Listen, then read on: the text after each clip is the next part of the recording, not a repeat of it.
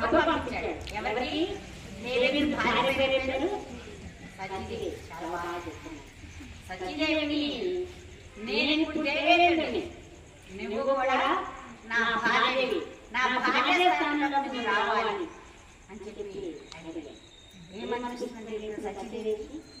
ఒక్కసారిగా భూమి ఆకాశాలు తలకిందులైపోయినట్టయిపోయి, ఏంటి విపరీతమైన కోరిక, ఎటువంటి కోరికలు లేవని చెప్పేసి ఆ సింహాసనం తీసుకొచ్చి కూర్చోబెట్టి వీళ్ళు ఇతను ఆఖరికి నన్నే కోరుకుంటున్నాడు, ఈ స్థాయికి దిగజారిపోయాడు, ఏంటి విపరీతమైనటువంటి చర్య అని చెప్పేసి గురువర్య నువ్వే నా దిగులు అని చెప్పేసి దేవత